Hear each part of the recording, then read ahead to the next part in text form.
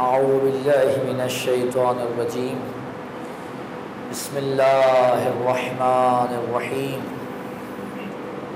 الحمد للہ رب العالمین بارئ الخلائق اجمعین فاطر السماوات والارضین باعث الانبیاء والمرسلین ثم الصلاة والسلام والتحیۃ والإکرام علی سیدنا ومولانا ابی القاسم المصطفى محمد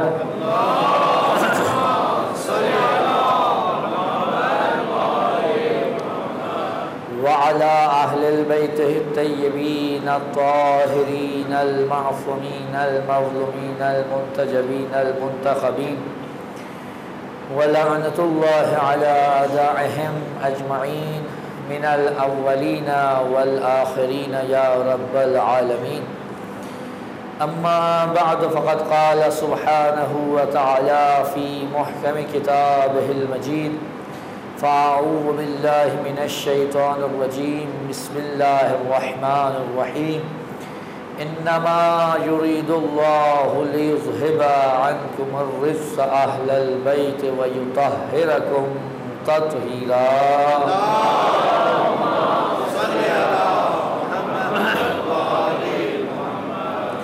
اپنی حاجات کی قبولیت کے لیے امام وقت ضرور تعجیل کے لیے جہاں کہیں مومنین و نات آباد ہے ان کی عزت مال جان آبرو کی حفاظت کے لیے جنہوں نے دعا کی التماس کی ان کی حاجات کی قبولیت کے لیے جو علیل ہیں ان کی شفایابی کے لیے اس موذی مرض سے نجات پانے کے لیے اور بانیان مجلس کی توفیقات میں اضافے اور ان کے مرحومین کی بخشش و مغفرت کے لیے ایک مرتبہ بآواز بلند صلوات نائب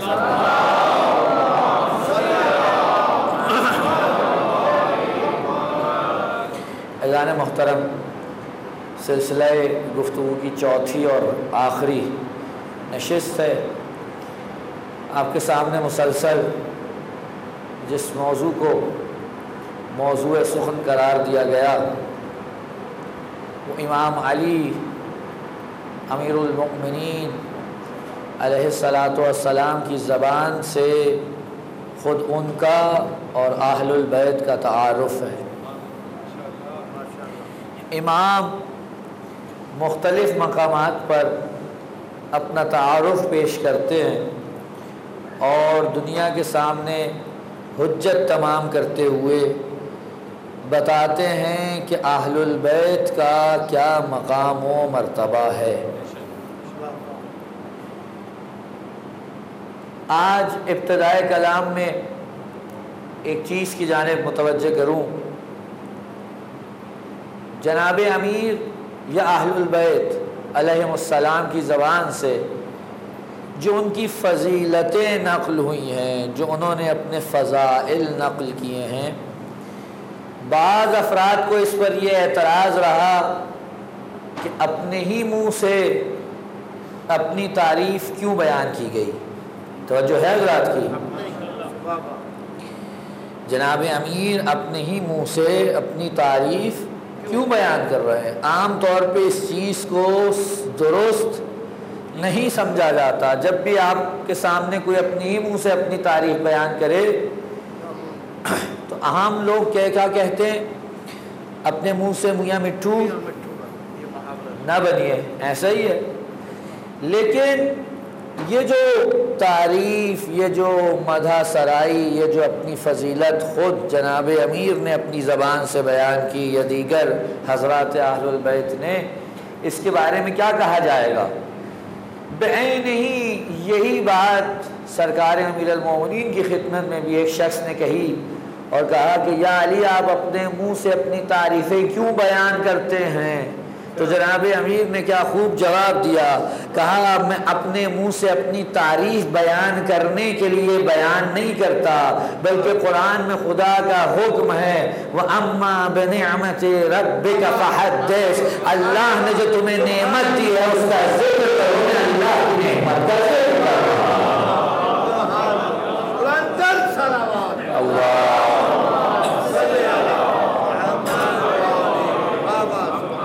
اللہ میں اس نعمت کا ذکر کر رہا ہوں جو اللہ نے مجھے دی ہے۔ لہذا علی کبھی اس لیے، توجہ ہے نا حضرات کی، علی اور اہل البیت کبھی بھی اس لیے اپنے فضائل اور فضیلتیں بیان نہیں کرتے کہ دوسروں کے سامنے اپنی ذات کو بڑھا کر پیش کریں۔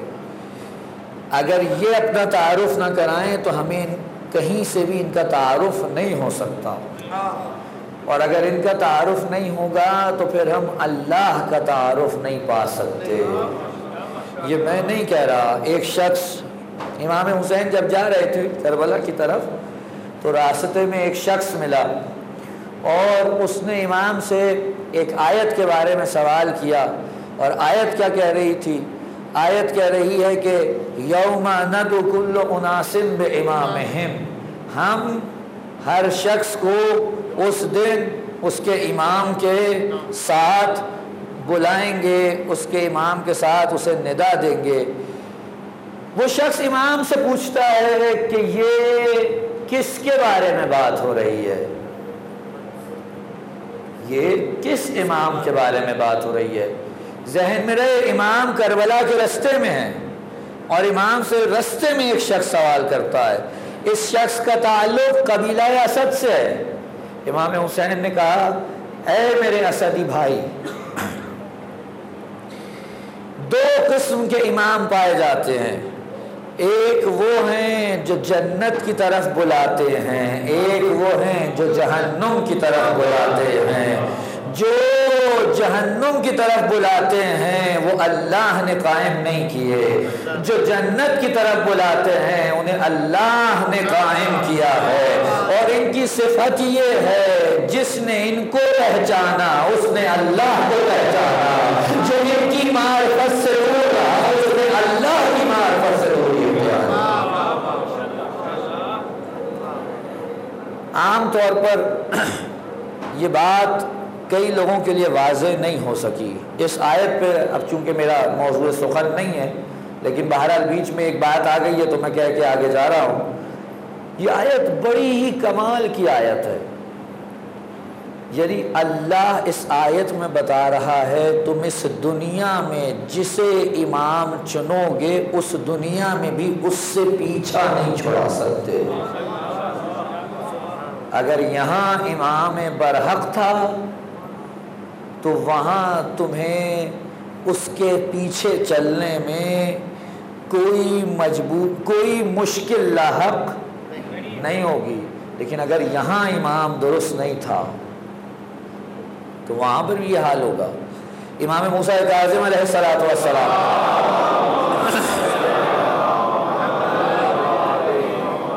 اس آیت کے بارے میں جو اقوال ملتے ہیں، اگر ان میں امام کے اس قول کو بھی ملا لیا جائے تو بہت واضح ہو جائے گا، توجہ رکھیے گا۔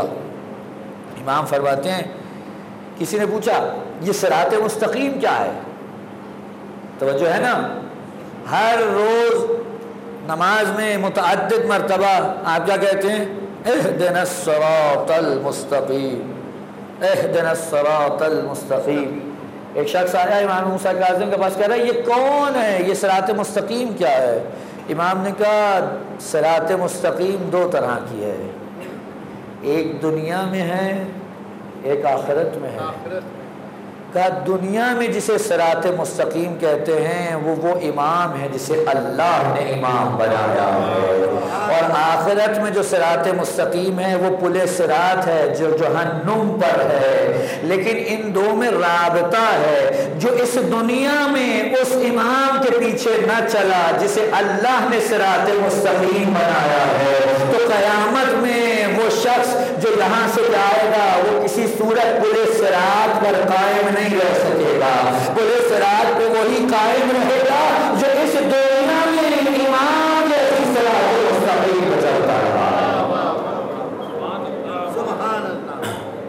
ضروری ہے اس کی جو گونج ہے مائک کی، اگر اس کو تھوڑا کم کر دیجئے تو بہتر ہے۔ ایک صلوات بھیجے محمد والے۔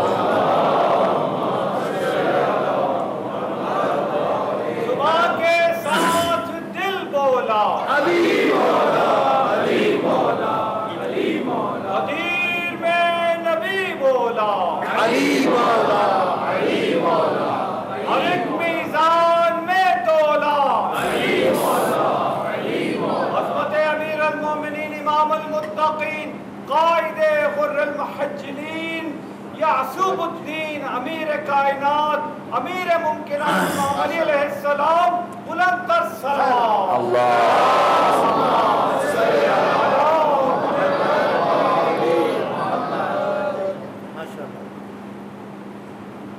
یہ موقع بڑا ہی عجیب و غریب موقع ہے جب قرآن نے کہا نا ہم ہر شخص کو اس کے امام کے ساتھ بلائیں گے. آپ نے قرآن میں ہی پڑھ رکھا ہے، سن رکھا ہے کہ روز قیامت انسانوں کو ان کے نامہ اعمال دیے جائیں گے. توجہ ہے نا؟ آج میرا گلا میرا بہت زیادہ ساتھ نہیں دے رہا، آپ میرا زیادہ ساتھ دیں گے انشاءاللہ. امام کیا فرماتے ہیں؟ قرآن کیا فرماتا ہے؟ کہ روز قیامت آپ کو آپ کا نامہ عمل پکڑایا جائے گا. ہر شخص کے ہاتھ میں اس کا نامہ عمل ہوگا، سیدھے یا الٹے ہاتھ میں. لیکن آپ کو معلوم ہے یہ اس کا موقع کب آئے گا؟ اعمال جانچنے کا موقع کب آئے گا؟ اعمال جانچنے کا موقع تب آئے گا جب آپ میزان تک پہنچیں. یہ جو میزان ہے، اب عام طور پہ آپ اس کا ترجمہ ترازو کر لیجئے، لیکن یہ ذہن میں رکھیے گا کہ ہر چیز کا ترازو الگ ہوتا ہے، پیمانہ الگ ہے. آپ نے اگر سونے کا وزن کرنا ہو تو آپ لوہے والے کانٹے پہ اس کا وزن نہیں کرتے. توجہ ہے کہ نہیں ہے؟ آپ نے اگر گندم کا وزن کرنا ہو تو آپ اس کو سونے والے انسٹرومنٹ پر وزن نہیں کریں گے. ایسے ہی ہے، بخار ناپنا ہو تو اس کا پیمانہ اور ہے. توجہ ہے نا حضرات کی؟ اگر آپ نے جناب علی موسم کا پتہ چلانا ہو کہ آج کتنا درجہ حرارت ہے تو اس کا پیمانہ تھرمامیٹر نہیں ہے، اس کا پیمانہ اور ہے.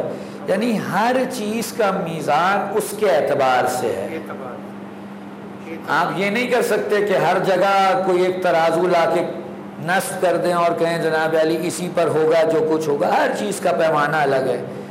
اسی طرح اعمال کا پیمانہ بھی اور ہے. توجہ فرمائیں گے حضرات؟ اعمال کا پیمانہ اور ہے. قیامت کے دن کوئی ترازو نہیں رکھا ہوگا کہ جس میں ایک طرف کوئی عمل ڈال دیا ایک طرف کوئی عمل ڈال دیا. اعمال کا پیمانہ کچھ اور ہے. خدا سب کو لے جائے نجف اشرف زیارت کے لیے. جب آپ جناب امیر کی زری کے سامنے کھڑے ہو کر زیارت پڑھتے ہیں، زیارت کا ایک جملہ ہے السلام علیک یا میزان الاعمال. اے اعمال کی میزان آپ پر ہمارا سلام. یعنی عمل کا میزان علی ابن ابی طالب ہے. عمل جب تلے گا جب علی سے مطابقت ہوگی. علماء کیا نقل کرتے ہیں؟ توجہ، اس کی شرح میں علماء نے لکھا کہ ہر چیز کا الگ پیمانہ ہے. عمل کا پیمانہ علی ہے. ہر شخص کا عمل علی کے عمل سے ناپا جائے گا. جتنا علی کے عمل سے نزدیک ہوگا جتنا دور ہوگا کر دیا جائے گا.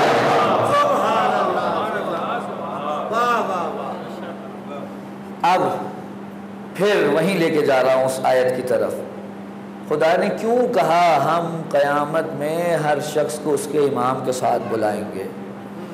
یہ اعمال کی میزان لگنے والی بات تو بہت بات کی ہے.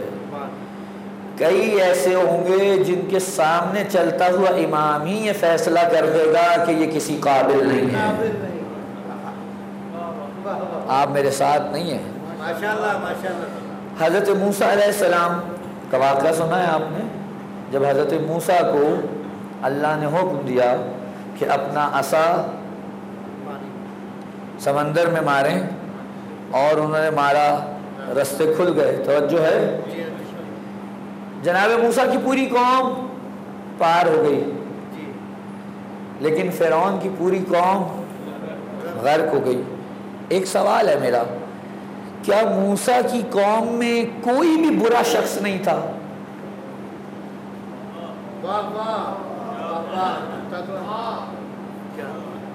توجہ ہے؟ کیا موسیٰ کی قوم میں کوئی برا شخص نہیں تھا؟ اور کیا فرعون کی قوم میں کوئی ایک بھی اچھا شخص نہیں تھا؟ مجھے فرعون کا تو نہیں پتا بہرحال، لیکن اتنا پتا ہے موسیٰ کے ساتھ چل کے جانے والوں میں سامری تھا۔ توجہ ہے یا نہیں ہے؟ سامری تھا، لیکن موسیٰ کی پوری قوم پار ہو گئی اور فرعون کی پوری قوم غرق ہو گئی۔ پروردگار یہ ماجرا کیا ہے؟ بعید نہیں آواز آئے، بعد میں جو پیچھے آ رہے ہیں ان کا فیصلہ تو بعد میں ہوگا۔ ہم یہ دیکھیں گے پہلے آگے کون چلا آ رہا ہے۔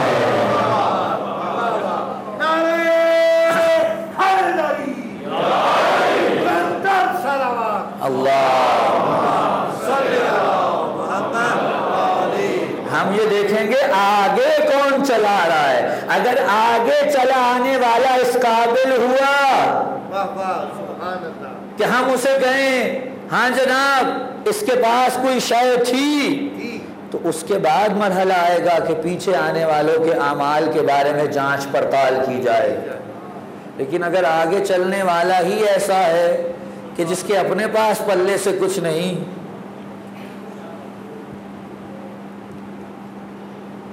کچھ ایسے معاملات بھی ہوں گے روز قیامت، محشر میں مریدوں سے یہ کچھ پیر کہیں گے ہم خود ہی پریشان ہیں، تمہیں اپنی پڑی ہے، ہم خود ہی پریشان ہیں، تمہیں اپنی پڑی ہے۔ جائیں تو کہاں جائیں کہ حق چھینا تھا جس کا، دروازہ جنت پہ وہی پڑی ہے۔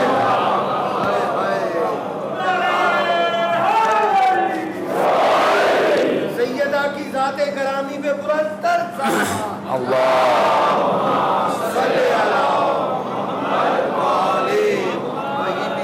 توجہ فرمائی حضرات۔ اعمال کوئی یہ نہ سمجھے میں کہہ رہا ہوں کہ عمل کرنے کی کوئی ضرورت نہیں ہے، یہ چھٹی نہ امام نے آپ کو دی ہے نہ میں دے سکتا ہوں۔ اعمال ساتھ لے کر جانے ہیں اور عمل تو آپ ہی نے کرنے ہیں۔ بھئی جن کے سامنے والے امام کا منہ دیکھ کر ان کے اعمال ان کے منہ پہ دے مارے جائیں گے، ان کے تو اعمال کا ویسے ہی کوئی فائدہ نہیں ہے۔ عمل تو فائدہ ہمیں ہی دینا ہے، عمل کا فائدہ تو ہمیں ہونا ہے، تو عمل تو کرنا ہی ہمیں ہے۔ یہ نہیں ہے کہ عمل نہیں کرنا، لیکن عمل کی قبولیت کی پہلی شرط جناب امیر المؤمنین اور ائمہ معصومین علیہم السلام ہے۔ اس لیے کئی مقامات پر، مجھے نہیں پتا شاید پچھلے سالوں میں یہ بات یہاں کر چکا ہوں، یہ ایک علمی نقطہ ہے، توجہ فرمائیں گے حضرات۔ بعض اوقات ہم کہتے ہیں کہ کوئی چیز کسی سے مخصوص ہے، اختصاص رکھتی ہے، تو اسے آپ دوسرے کے لیے استعمال نہیں کر سکتے۔ لیکن اگر کوئی چیز ایسی ہو کہ جو اختصاص نہ رکھتی ہو اور وہ صفت اس جیسے کے اندر بھی پائی جانی چاہیے جو اس کے ساتھ نورانی طور پر، روحانی طور پر وحدت رکھتا ہے، تو اگر بیان وہ ایک کے لیے ہو تو دوسرے کے لیے بھی خود بخود ثابت ہو جائے گی۔ چونکہ جناب امیر کو کہا گیا السلام علیک یا میزان الاعمال، اے اللہ کی وہ میزان اعمال جس پر اللہ اعمال کو ناپے گا، آپ پر ہمارا سلام ہو۔ یہ امام علی سے مخصوص نہیں ہے کہ بس علی ہی میزان اعمال ہیں، نہیں، علی جیسے جتنے ہیں، علی جیسے جتنے ہیں، کیونکہ اختصاص نہیں ہے، لہذا سب ہی میزان الاعمال ہیں۔ جب ہم روز قیامت چلیں گے، کیا وہ مرحلہ، کیا وہ مرتبہ دنیا نے ایک اگر بنایا ہوگا وہ ادھر منہ چھپاتا پھرے گا، ہم نے 12 ایسے چنے ہیں جنہیں ایک دروازے کھولتے چلے گا۔ صلوات بھیجیے محمد اور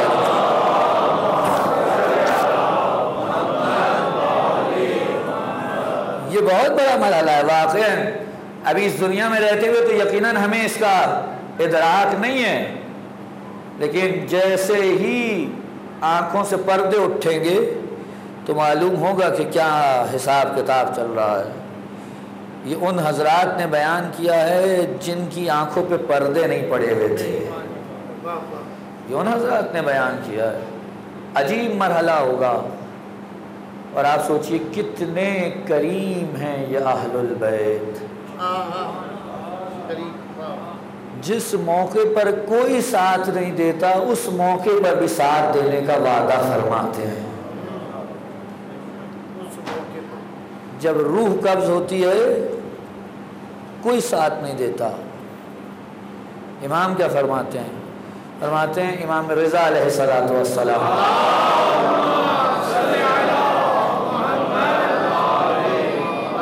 فرماتے ہیں جو میرا زائر ہے، پروردگار سب کو امام رضا کی زیارت نصیب فرمائے. فرمایا جو میرا زائر ہے کچھ مقامات پر میں بنفس نفیس آ کر اس کی مدد کروں گا. میں بنفس نفیس آ کر اس کی مدد کروں گا، جن میں سے پہلا مقام روح کے قبض ہونے کا ہوگا. وہاں ملک الموت کو آ کر میں حکم دوں گا یہ ہمارا چاہنے والا، یہ میرا زائر ہے، اس کے ساتھ سختی نہیں برتنی ہے. آپ سمجھ سکتے ہیں کوئی اور آ کر اس مقام پہ آپ کی مدد کرے گا؟ ممکن ہی نہیں ہے، ممکن نہیں ہے. اس مقام پہ فقط وہ مدد کر سکتے ہیں جنہیں خدا نے یہ قدرت عطا کی ہے.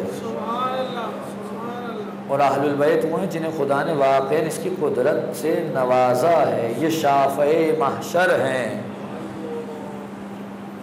خدا سب کو ان کی شفاعت سے بہرہ مند فرمائے. ائمہ کا تعارف، بات کہاں سے چلی کہاں پہنچ گئی. میں عرض کر رہا تھا کہ ائمہ نے جو اپنا تعارف پیش کیا ہے اس کے اندر کوئی نعوذ باللہ اپنی ذات کی تعریف مقصود نہیں تھی، بلکہ اس حق کو اور اس نعمت کو بیان کرنا مقصود تھا جو اللہ نے انہیں عطا کی ہے. اسی لیے آپ دیکھیے کئی ایسے مقامات ہیں جہاں پر اہل البیت نے اپنی ذات کو گھٹا کر اللہ کی ذات کو آگے رکھا ہے. ایک روایت ہے بہت طویل ہے، یہ بھی امام رضا علیہ السلام سے ہے.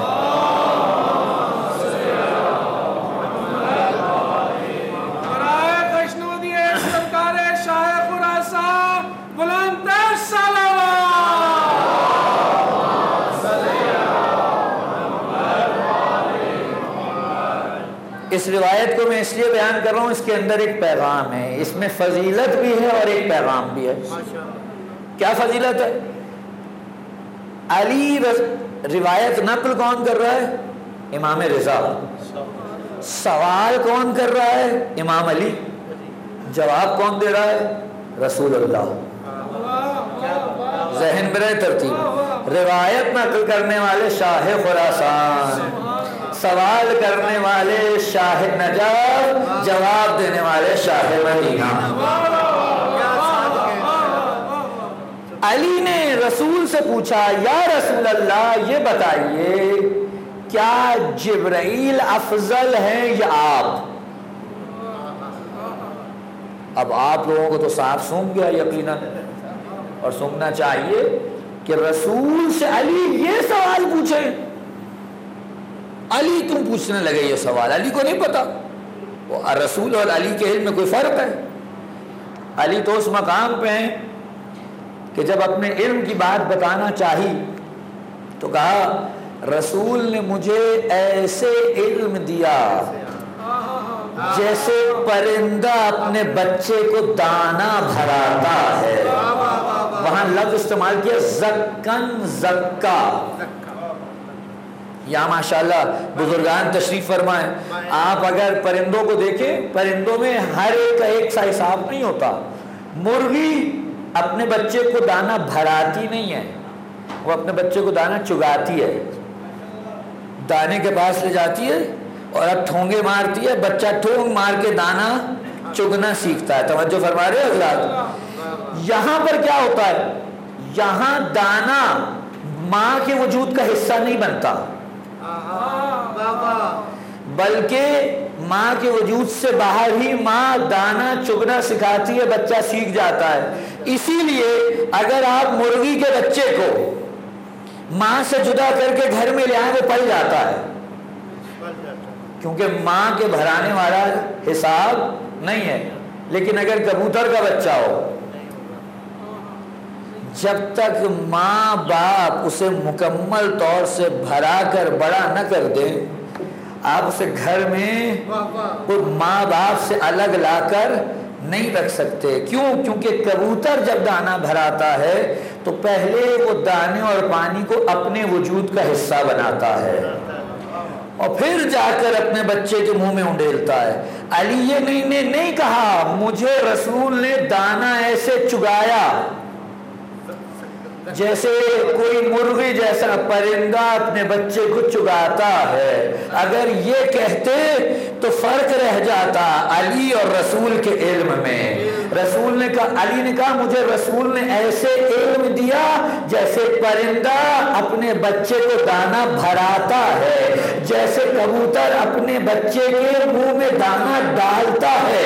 یعنی علی نے بتایا رسول کے پاس جو کچھ تھا انہوں نے اپنے پاس کچھ نہیں رکھا، سارے کا سارا وہ علی نے عطا کیا۔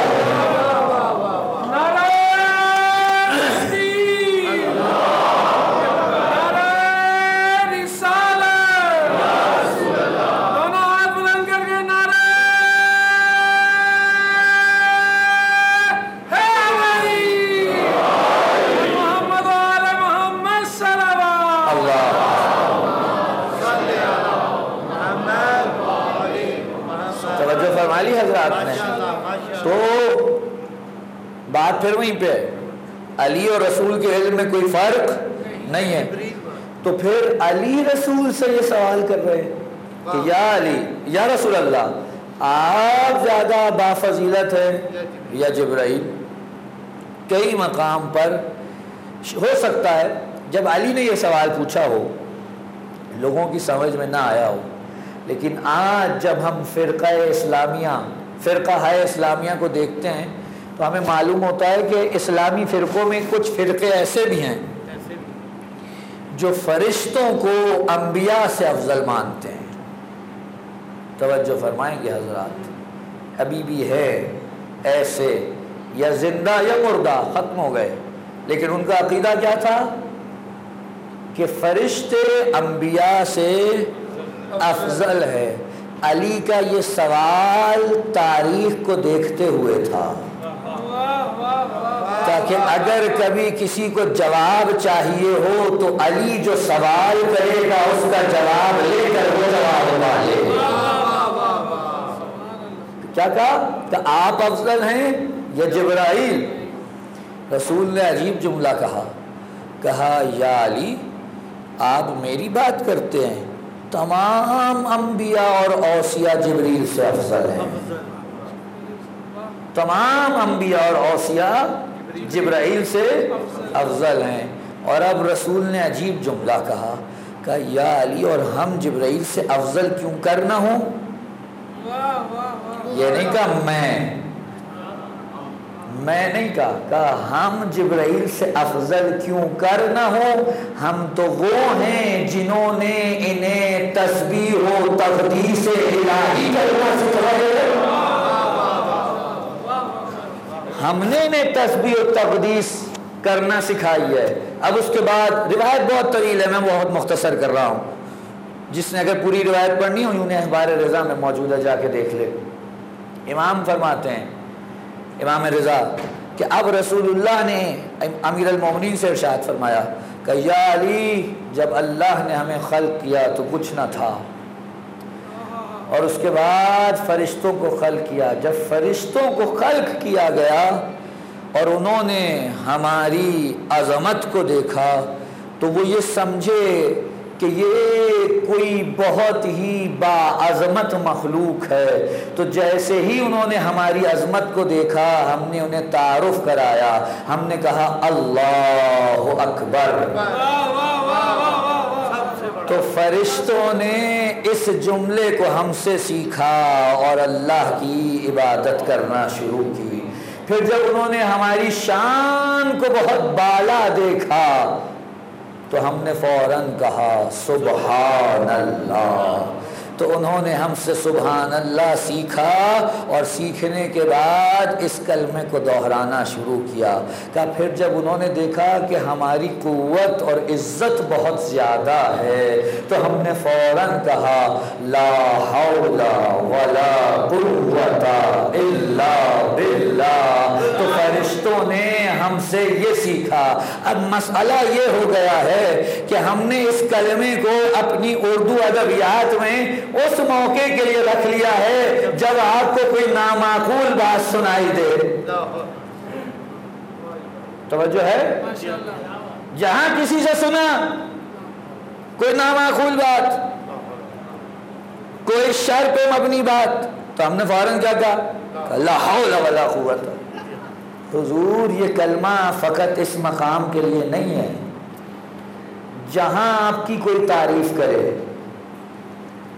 جہاں کوئی آپ کی مدح سرائی کرے، اصل وہ موقع ہے کہنے کا لا حول ولا قوت الا باللہ۔ اس کے سوا کوئی قدرت، کوئی طاقت نہیں ہے، بس وہی قدرت و طاقت رکھتا ہے۔ نہیں، میں جملہ بدل دیتا ہوں، توجہ فرمائیں گے حضرات، جملہ بدلوں۔ جس طرح آپ خارجی شیطان کو بھگانے کے لیے لا حول پڑھتے ہیں، اسی طرح جب کوئی آپ کی تعریف کر کے آپ کے اندر کے شیطان کو نکالنے لگے تو اس وقت بھی کہے لا حول ولا قوت الا باللہ۔ یہ اس موقع کا ہے، آپ نے اس کو سمجھ لیا ہے، فقط اس وقت کہنا ہے۔ آپ جا کر دیکھیے ائمہ کی سیرت، فرشتے، امام کیا کہہ رہے ہیں، جب فرشتوں نے یہ دیکھا کہ ہمارا مقام اس قدر بلند ہے، ہماری عزت، ہماری قوت، تو ہم نے کیا کہا؟ کہہ سکتے تھے نا ہاں ہمارے پاس ہے، لیکن ائمہ کا یہ وتیرہ ہی نہیں ہے۔ وہ جانتے ہیں کہ اصل قوت کہاں سے آ رہی ہے، اصل قوت دینے والا کون ہے، قوی مطلق کون ہے، قدیر مطلق کون ہے۔ اسی لیے یہ جملہ ہے تو باب مصائب کا، لیکن یہاں سن لیجئے، میں مصائب نہیں پڑھ رہا۔ آپ میں سے مجھ میں سے کوئی جنگ جیت جائے، اپنے دشمن کو کھدیڑ دے، پیچھے دھکیل دے، تو آپ کیسے اور میں کیسے شیخیاں بگاڑنا شروع کر دیں گے۔ واہ، دیکھا کیا کام کیا، کیا بہترین جنگ کی۔ لیکن کربلا کے میدان میں امام حسین جب 12 میل تک دشمن کو دھکیلنے کے بعد واپس خیمہ گاہ کی طرف آتے تھے تو جس مقام کو معین کر رکھا تھا وہاں پہ کھڑے ہونے کے بعد بلند آواز سے کہتے تھے لا حول ولا قوت الا باللہ۔ تو جو فرمائی حضرات، سرکار امام حسین علیہ السلام کی ذات بابرکات پہ بلند تر صلوات۔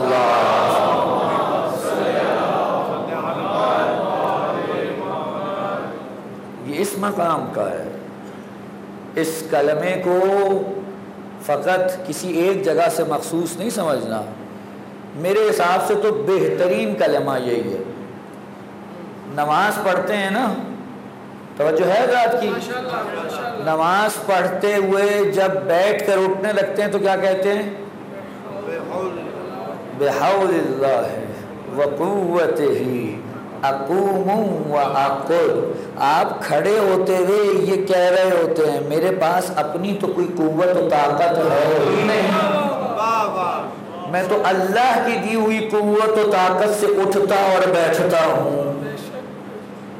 یہ وہ حقیقت ہے جو ان کلمات کے ذریعے سے، چاہے وہ نماز ہو چاہے وہ ائمہ کی تعلیمات ہوں، ہم تک منتقل کرنے کی کوشش کی جا رہی ہے۔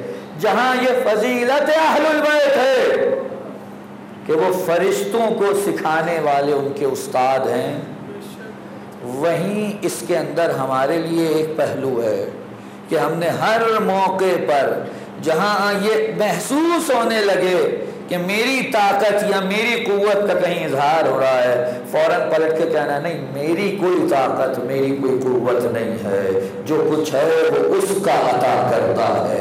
صلوات بھیج دیجیے محمد علیہ۔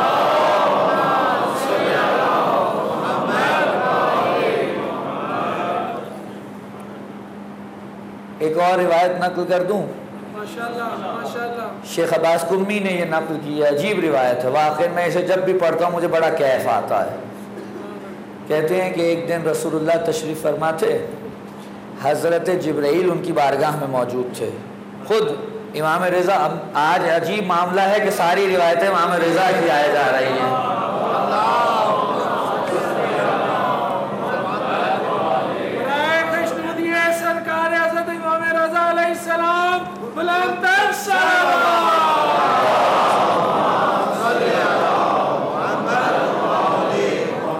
پروردگار اس امام رؤوف کے صدقے دنیا پر سے اس بیماری کی مصیبت کو جلد از جلد اٹھائے۔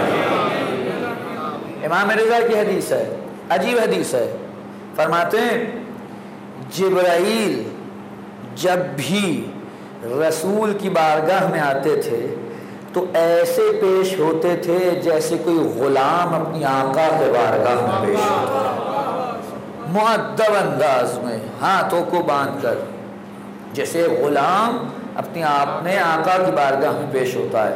اب شیخ محدث قمی کیا نقل کرتے ہیں، فرماتے ہیں ایک دن رسول اللہ تشریف فرماتے، جبرائیل امین تشریف لائے ہوئے تھے، اتنے میں جناب امیر المومنین داخل ہوئے، تو جبرائیل امین کھڑے ہو گئے، ادب میں جبرائیل علی کے کھڑے ہو گئے، تو رسول نے پوچھا اے جبرائیل تم کھڑے کیوں ہوئے ہو؟ تو جبرائیل نے پلٹ کے کہا یہ استاد کا حق ہے جسے میں ادا کر رہا ہوں،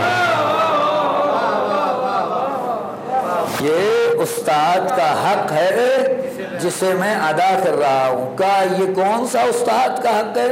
کہا جب اللہ نے مجھے خلق کیا تو آواز قدرت آئی کہ تو کون ہے، تو میں پریشان تھا کہ کیا جواب دوں، انہوں نے مجھے کہا اللہ کی بارگاہ میں کہ انتا رب الجلیل و انتا عبدک الذلیل و اسمی جبرائیل، تو رب جلیل ہے، میں تیرا ذلیل بندہ ہوں اور میرا نام جبرائیل ہے۔ اب جملہ کہنے دیجئے، علی اس کو کہتے ہیں جو جبرائیل کو جبرائیل کا نام عطا کرتا ہے۔ صلوات بھیجئے محمد آل۔ نعرہ تکبیر، اللہ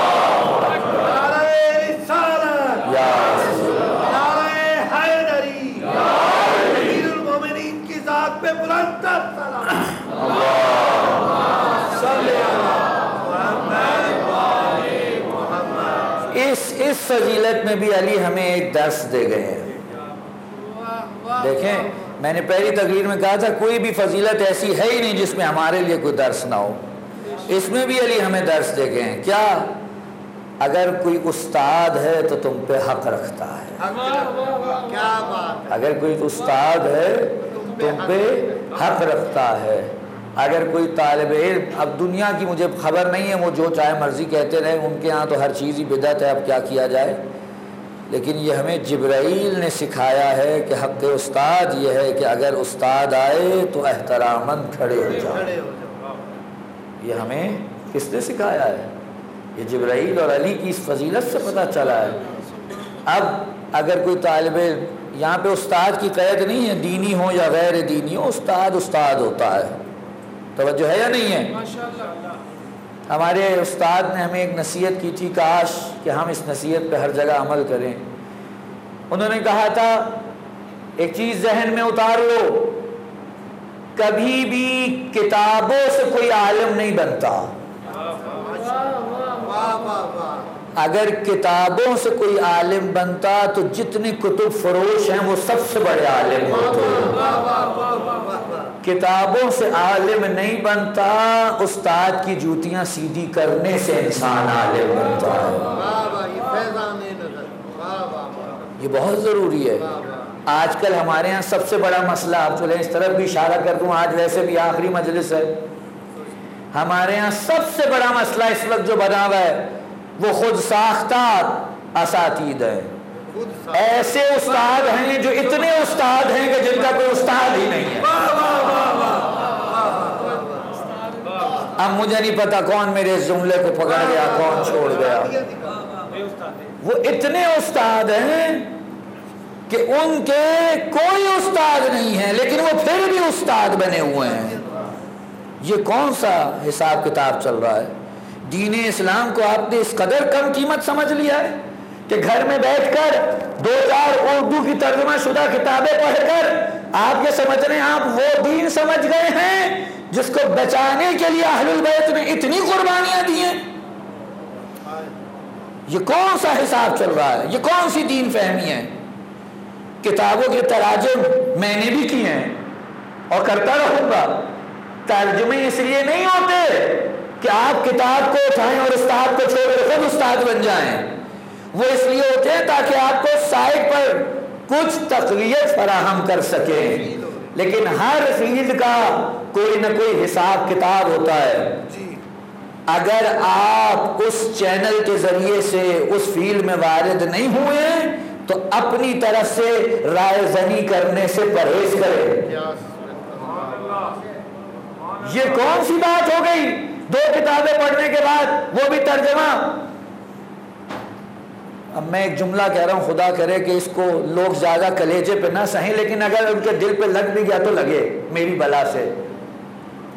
یہ جو آپ ترجمے پڑھ کے بات آگے چلاتے ہیں، چاہے وہ قرآن ہو اور چاہے وہ حدیث ہو، درست ہے آپ کہہ رہے ہیں امام رضا نے کہا ہے، درست ہے آپ کہہ رہے ہیں اللہ نے کہا ہے، لیکن حقیقت یہ ہے کہ آپ کو تو پتہ ہی نہیں ہے اللہ نے کیا کہا ہے، امام رضا نے کیا کہا ہے، آپ تو وہ کہہ رہے ہیں جو مترجم نے کہا ہے۔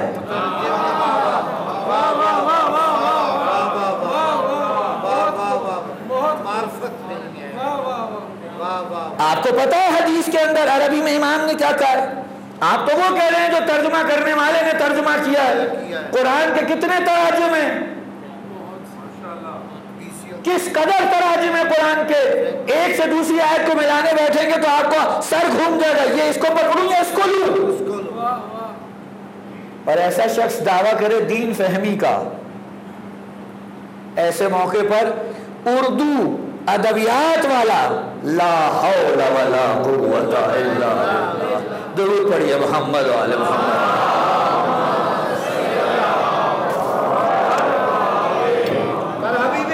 ختم الانبیاء قرآن صلوات۔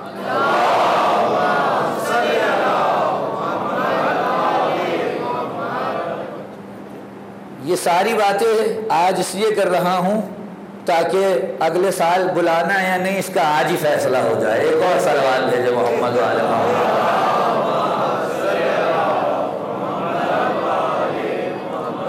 یہ دین فہمی نہیں ہے۔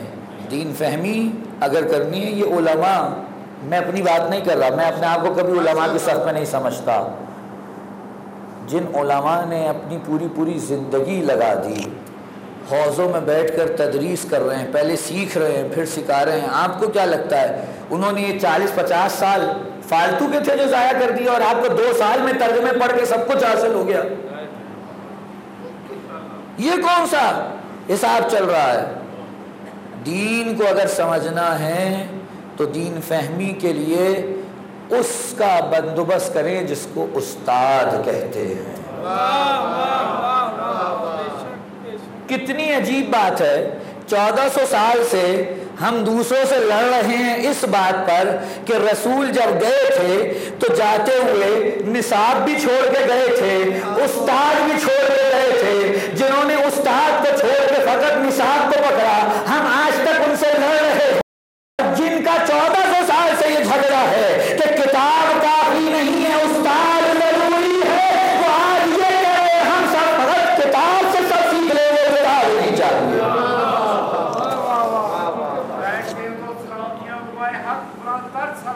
اللہ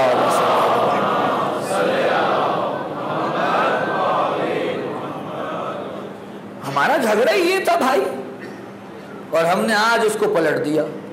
بہرحال تو یہ علی کی فضیلت ہے۔ توجہ فرما رہے ہیں اگر بات وہیں پہ ہے۔ علی کون ہیں؟ علی جبرائیل کے استاد۔ کل ایک جملہ علی کا نقل کیا تھا، وقت تمام ہو گیا، بس تبرکاً یہ 2 جملے اور سن لیجئے، اس سال آپ کی رحمت کو تمام کروں۔ علی نے کیا کہا کہ نحن الشعار، ہم کون ہیں؟ ہم رسول اللہ کے لیے اس لباس کی منزلت رکھتے ہیں جو جسم سے اتنا نزدیک ہو کہ بیچ میں کوئی فاصلہ نہ ہو۔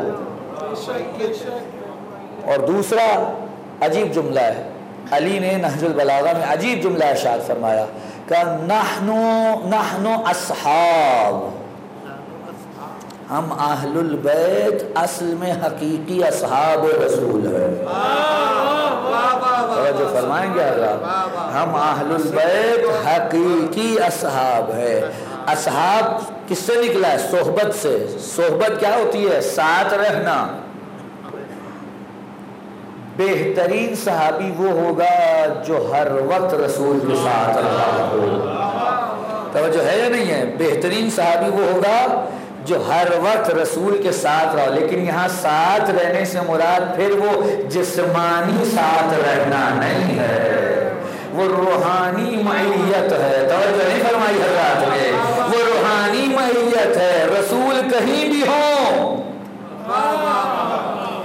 ان سے روحانی کمالات و فضائل کے درجے پر جا کر جو معیت رکھتے کہ نحن اصحاب، ہم رسول کے حقیقی اصحاب ہیں۔ اور جب اسی نہج البلاغہ میں چھاننا شروع کیا کہ علی کیا تھے، تو علی کہتے ہیں مجھ سے پوچھو قرآن کی جس آیت کے بارے میں چاہتے ہو، میں جانتا ہوں میں وہ تھا۔ اور الکافی میں کہتے ہیں میں وہ تھا جتنا رسول کے ساتھ میں رہا ہوں اور کوئی نہیں رہا۔ باقی کچھ دیر کے لیے آتے تھے، بیٹھتے تھے، چلے جاتے تھے۔ میں وہ تھا جو گھر میں بھی ساتھ تھا، مسجد میں بھی ساتھ تھا، سفر میں بھی ساتھ تھا، حضر میں بھی ساتھ تھا۔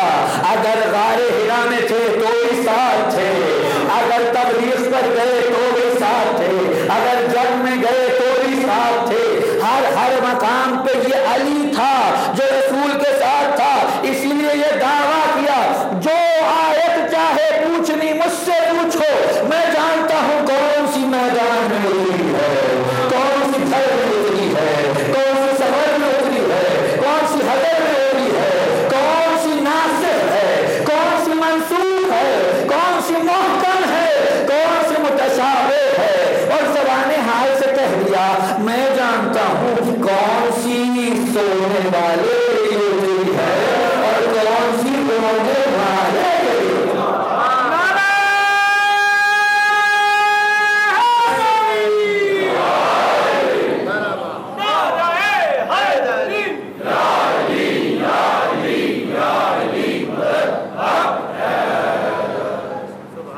اس مرتبے پر کیا کہا؟ نحن اصحاب، ہم حقیقی اصحاب رسول ہے۔ اور اب کیا ارشاد فرمایا؟ نحن الخزنۃ، توجہ ہے ذات کی کہ ہم رسول کا خزانہ ہیں۔ عجب جملہ ہے علی کا، ہم رسول کا خزانہ ہیں۔ دنیا آپ نے دیکھا ہے نا، ہر کوئی اپنی ظرفیت کے مطابق خزانہ رکھتا ہے، جیسا وہ ہوتا ہے ویسا ہی خزانہ ہوتا ہے۔ جو مادیات میں گھرا ہوا شخص ہے اس کا خزانہ بھی مادی ہی ہوتا ہے، لیکن جس کا معاملہ یہ ہو کہ وہ زمین و آسمان میں رابطے کا کام کرتا ہو، جس کی روحانی قوت ایسی ہو کہ قرآن کہتا ہے اگر ہم اس قرآن کو پہاڑ پر نازل کرتے تو وہ خشیت الہی کی وجہ سے ریزہ ریزہ ہو جاتا، لیکن جب یہی قرآن قلب رسول پہ نازل ہوا تو نہ وہاں کوئی کجی آئی نہ کوئی کم فہمی ہوئی۔ جس چیز کو پہاڑ برداشت نہ کرے اسے قلب رسول برداشت کرے۔ یہ رسول ہے۔ ایسی قوت رکھنے والے کا خزانہ بھی پھر ایسا ہی ہوتا ہے. اور رسول کا خزانہ کون ہے؟ علی بتا رہے ہیں ہم اہل البیت رسول کا خزانہ. آپ کو پتا ہے دیگر خزانے جو ہوتے ہیں نا وہ خرچ کرنے سے ختم ہو جاتے ہیں، توجہ ہے، لیکن رسول کا خزانہ ایسا ہے اس سے جس قدر استفادہ کریں یہ کبھی ختم نہیں ہونے والا.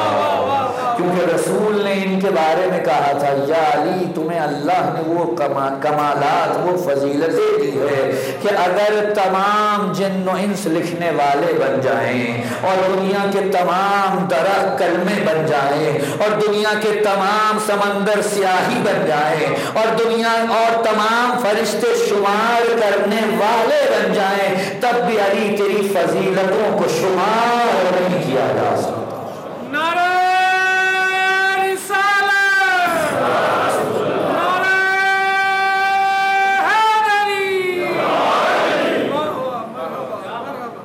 تب بھی شمار نہیں کیا جا سکتا. اب آخری جملہ سنیں، آپ کی زحمت کو تمام کروں. یہ جملہ خصوصی ہے. فرما رہے ہیں نحن الابواب، ہم رسول اللہ کے دروازے ہیں. عجب، ہم رسول اللہ کے دروازے ہیں. یعنی رسول تک اگر کوئی پہنچنا چاہتا ہے تو وہ کوئی اور راستہ اختیار کر ہی نہیں سکتا.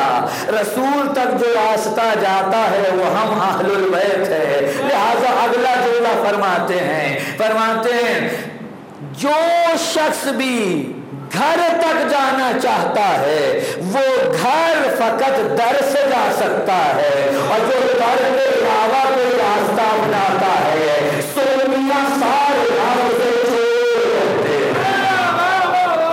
نہج البلاغہ میں علی کہہ رہے ہیں جو بھی دروازے کے علاوہ کوئی راستہ اپناتا ہے سمیہ سارقہ، اس کو چور کہتے ہیں. یہ علی ہیں جو بتا رہے ہیں رسول تک جانا ہے تو کس کے ذریعے سے جانا ہے؟ ہم اہل البیت کے ذریعے سے. اگر کوئی اور راستہ اپناؤ گے تو تم وہاں نہیں پہنچ پاؤ گے جہاں پہنچنا چاہتے ہو. نہیں، توجہ فرمائیں گے حضرات. آج مسلمانوں کی کتابوں میں سب سے زیادہ جس شخصیت کی بے ادبی کی گئی ہے وہ رسول اللہ ہے. کیوں ہو رہا ہے ایسا؟ کبھی توجہ فرمائی؟ کیونکہ انہوں نے رسول کو حاصل کرنے کے لیے اس دروازے پہ دستک نہیں دی جو اہل البیت کا دروازہ ہے. توجہ ہے؟ نہیں، میں مثال دوں. مثلا میں آپ کے شہر لاہور میں آیا اور میرے میزبان ہیں، میں ان کے گھر میں رکا. 2 لمحے کے لیے تصور کیجئے کہ ان کے گھر میں کنواں ہے. تو جو ہے ان کے گھر میں کنواں ہے اور کنویں میں پانی اگر کچھ چاہیے ہو تو کنویں سے ڈول بھر کے پانی نکالنا پڑتا ہے. میں پہنچا، میں نے کہا جناب مجھے وضو کرنا ہے، پانی دے دیجئے. کہا میں تھوڑا مصروف ہوں، یہ رہا کنواں، یہ رہا ڈول، یہ رہی رسی، آپ ایک کام کیجئے خود پانی نکالیے اور وضو کر لیجئے. میں نے ڈول کے ساتھ رسی کو باندھا اور پانی کے نکالنے کے لیے رسی ڈول کے ساتھ کنویں میں ڈالی. اب جب باہر نکالا تو کیا دیکھتا ہوں؟ پانی گدلا ہے. کیا ہے جی؟ پانی گندا ہے، مٹیالہ ہے. میں نے ان سے کہا جناب آپ نے مجھے یہ پانی دے دیا، میں ابھی سے پینے لگا تھا کہ وضو سے پہلے پی لوں، پیاس لگ رہی ہے، یہ مٹی والا پانی آپ یہ پلانا چاہتے ہیں مجھے؟ کہا نہیں، ہم تو روز پیتے ہیں، ہمیں تو کبھی مٹی نہیں دکھائی دی. میں نے کہا ٹھیک ہے آپ آئیے پانی کو دیکھ لیجئے. اب جو انہوں نے چلو بھر کے پانی کو دیکھا تو معلوم ہوا واقعاً پانی میں مٹی تھی، پانی کثیف تھا. میں نے کہا اب کیا کہیے گا؟ کہا کہ آپ بھی صحیح رہے ہیں، غلط میں بھی نہیں ہوں. کہا وہ کیسے؟ کہا وہ ایسے پانی کنویں کا صاف ہے، میں یہ گواہی دے سکتا ہوں، اور جو ڈول میں پانی آپ تک پہنچا یہ گندا ہے، اس کی بھی گواہی دیتا ہوں۔ تو کیا ہوا؟ کہ پانی کنویں کا گندا نہیں ہے، لیکن جس ڈول اور رسی کو آپ نے بطور وسیلہ استعمال کیا، چونکہ وہ کثیف تھی، وہ گندی تھی، وہ مٹی سے اٹی ہوئی تھی، اس لیے جب پانی نکالا تو وہ صاف پانی بھی گندا ہو گیا۔ رسول کی سیرت، رسول کی سنت جنہوں نے گندے وسیلوں سے حاصل کی، انہوں نے اپنی کتابوں میں یہ سب کچھ لکھ دیا۔ جنہوں نے علی جیسے حالت سے لکھی،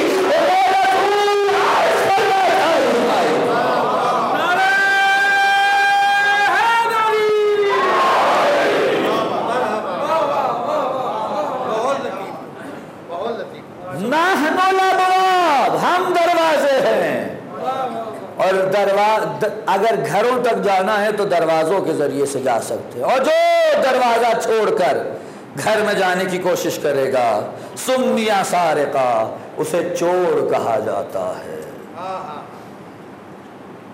اجازت دیں گے 2 لمحے ایک اور جملہ کہہ دوں؟ آپ زیارت پڑھتے ہیں ائمہ کی، بالخصوص امام زمانہ عجل اللہ تعالی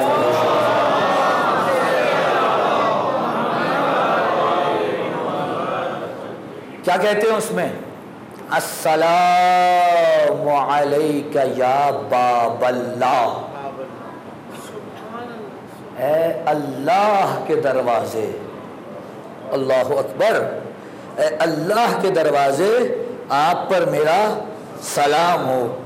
اللہ کا کون سا دروازہ؟ اللہ کو کا کون سا دروازہ؟ نعوذ باللہ من ذالک، اللہ کوئی گھر تو نہیں ہے۔ اور یہ دروازہ یہ مت سمجھے گا یہ لکڑی کے دروازے جو آپ لگاتے ہیں، دروازے کو دروازہ کیوں کہا جاتا ہے؟ اگر آپ کسی سے ملنے جائیں یا کسی سے کچھ لینے جائیں تو آپ کو اگر وہاں سے کچھ عطا ہوگا تو وہ دروازے سے ہوگا۔ توجہ نہیں فرمائی حضرات نے؟ اگر آپ کو کسی گھر سے کچھ ملے گا تو وہ دروازے سے عطا ہوگا۔ امام کو، اہل البیت کو باب اللہ، ابواب اللہ، ابواب الرسول اس لیے کہتے ہیں کہ اگر اللہ سے کچھ چاہیے تو ان کے دروازے پر آنا ہوگا، اور اگر اللہ کچھ عطا کرے گا تو اس گھر سے ملے گا، وہ بھی نہیں کرے گا۔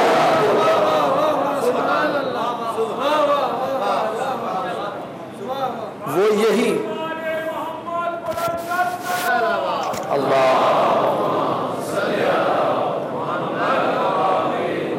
اور جو اس دروازے تک آ جائے، اللہ اکبر، توجہ چاہتا ہوں، جو اس دروازے تک آ جائے اسے اللہ سے جو چاہیے ملے گا۔ یہ میں نہیں کہہ رہا، یہ رسول کی حدیث ہے، عجیب حدیث ہے، عجیب حدیث ہے۔ کئیوں کے ہو سکتا ہے ہاضمے بگڑ جاتے ہوں اس کو سن کر، عجیب حدیث ہے۔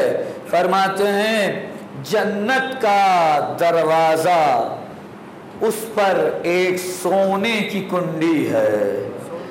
توجہ ہے کہ نہیں ہے؟ جنت کے دروازے پر ایک سونے کی کنڈی ہے، اور جب اس کنڈی کو اس دروازے پر مارا جاتا ہے تو اس میں سے یا علی کی صدا آتی ہے۔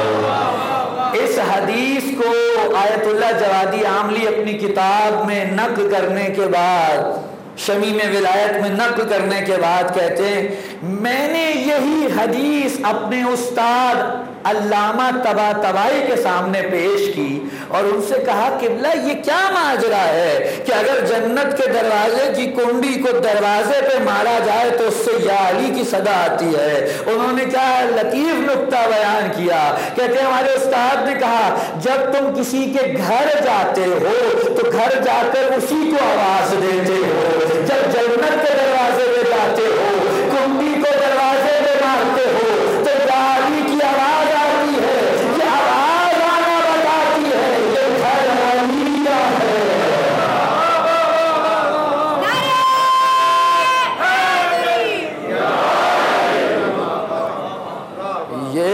علی کا گھر ہے۔ بڑے خوش قسمت ہیں وہ حضرات جنہیں یہ ابواب اللہ نصیب ہوئے۔ اگر یہ نہ ہوں، واقعاً اگر یہ نہ ہوں، تصور نہیں کیا جا سکتا اللہ کی طرف سے کچھ پانے کا۔ اگر رسول کو جاننا ہے تو یہی در ہے، اگر خدا کو جاننا ہے تو یہی در ہے، اگر قرآن کو سیکھنا ہے تو یہی در ہے۔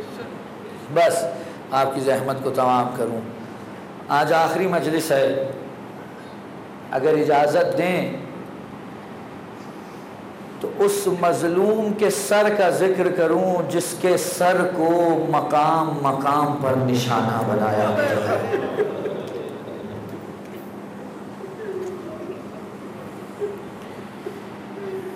یہ بعض ہمارے حضرات ہیں، وہ ایک جملہ لکھ دیتے ہیں، بہرحال میں کسی کی نیت پہ شک نہیں کر رہا، لیکن جملہ میرے حساب سے درست نہیں ہے۔ کہتے ہیں جی کہ عاشور کے دن ڈھلا تو زینب کا امتحان ختم ہو گیا، حسین کا امتحان ختم ہو گیا اور زینب کا امتحان شروع ہو گیا۔ ایسا نہیں ہے حضرات، اس سر نے نیزے پر ہر ظلم کو دیکھا بھی ہے اور سہا بھی ہے۔ آپ کو کس نے کہا؟ کیا کیا ظلم ہوئے اس سر پہ میں بیان نہیں کر سکتا۔ سادات و غیر سادات سے معذرت چاہتے ہوئے یہ جملے کہنے جا رہا ہوں، اگر یہ میں نے پڑھے نہ ہوتے میں نقل نہیں کرتا۔ آیت اللہ باقر ہندی اپنی کتاب مجالس مرضیہ میں ایک روایت نقل کرتے ہیں، عجیب ہے، کہتے ہیں جب شمر لعین نے امام حسین کے سر کو تن سے جدا کیا، اس کے دل میں اس قدر بغض بھرا تھا، اس نے سر حسین کو زلفوں سے پکڑ کے اٹھایا اور اٹھانے کے بعد بڑی تیزی سے جھٹکا دے کر زمین کو مارا، اور اس کے بعد ابن سنان آگے بڑھا، اس نے نیزے کی نوک پہ سر حسین کو گاڑ کے بلند کیا، اور اب تمام قبیلوں میں یہ جھگڑا شروع ہو گیا کہ سر حسین کو ابن زیاد کے دربار میں لے کر کون جائے گا۔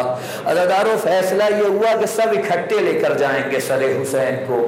ایک خیمے میں سر حسین کو رکھ دیا گیا اور رکھنے کے بعد محافظ مقرر کیے، لیکن یہ خولی لعین کہیں سے خیمے میں گھسا اور سر حسین کو چرا لیا۔ مجھے معاف کیجئے گا، راوی کہتے ہیں، روایت کہتی ہے کیا کیا اس نے؟ اس لعین نے سر حسین کو ایک تھیلے میں ڈالا اور تھیلے میں ڈالنے کے بعد کہاں باندھا؟ اپنے گھوڑے کی زیند کے نیچے جو پائیدان تھا، رکاب کے ساتھ سر حسین کو باندھ دیا، اور اب یہ یہاں سے سر حسین لے کر چلا کوفے کی طرف۔ جب کوفے میں پہنچا تو اعلان ہو گیا دارالعمارہ بند ہو چکا ہے، جس نے آنا ہے کل صبح کے چاندنے میں آئے۔ یہ سر کو لے کر اپنے گھر پہنچا، بیوی مومنہ ہے اس کی، لیکن کیا غضب کیا، تھیلے سے سر حسین کو نکال کر تندور کی خاک پر رکھ دیا۔ تندور کی خاک پر سر حسین رکھ کر تندور کے اوپر جو ڈھکن تھا وہ لگا دیا گیا۔ عزادارو رات کے کسی پہر وہ مومنہ اٹھی، اس نے دیکھا تندور سے ایک نور ساطع ہو رہا ہے، وہ آگے بڑھی، اس نے تندور کو کھولا تو دیکھا تندور کی خاک پر ایک سر ہے جو خاک و خون میں غلطاں ہے۔ اس نے سر کو نکال کے باہر رکھا، ابھی چاہتی تھی کہ کچھ کہے، دیکھا اچانک آسمان سے نورانی عماریاں اترنا شروع ہوئی۔ اس نے دیکھا پہلی ہماری اتری، اس میں سے ایک وجیح چہرے کا مرد نیچے اترا، دوسری ہماری اتری، اس سے ایک خاتون برآمد ہوئی، تیسری ہماری اتری، اس سے ایک خاتون برآمد ہوئی، اور اس کے بعد برابر سے اماریاں اترنے کا سلسلہ شروع ہوا۔ پہلے تو یہ بیوی گھبرا گئی، پھر جس نے اماری کی مہار پکڑ رکھی تھی اس سے پوچھا یہ کون لوگ ہیں جو میرے گھر آ رہے ہیں؟ کہا تجھے مبارک ہو، نواسہ رسول کی شہادت کے بعد حسین کی پہلی مجلس تیرے گھر میں کروانے جا رہی ہے۔ یہ رسول اللہ ہیں، یہ خدیجہ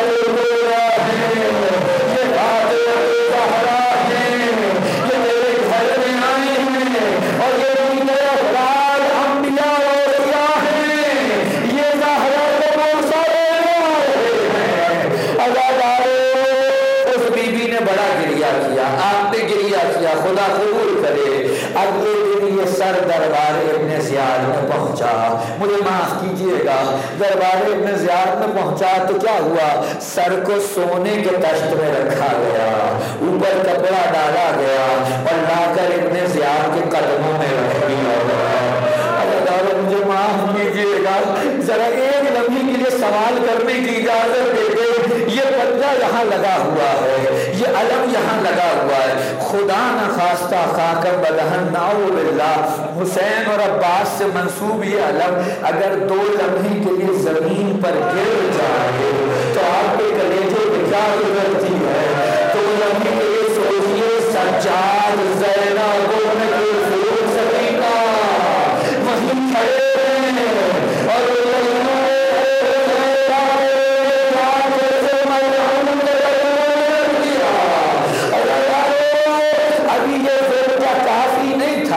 روایت آگے بڑھی۔ آیت اللہ حسین بخش جاڑا نے اس روایت کو اصحاب یمین کے آخری باب میں نقل کیا ہے۔ وہ کہتے ہیں وہاں ایک فاحشہ عورت بیٹھی ہوئی تھی، اس نے ابن زیاد سے بڑھ کر کہا اے امیر تجھے بڑی فتح حاصل ہوئی ہے تو حسین کا سر ایسے نہ رکھ۔ ہوا کیا؟ حسین کا سر تشت میں رخسار کے بل رکھا ہوا تھا۔ اس عورت نے کہا رخسار کے بل نہ رکھ، حسین کے سر کو گردن کے بل رکھ تاکہ ساروں کی نگاہوں کے سامنے آ جائے۔ مجھے معاف کیجئے گا، اس لعین ابن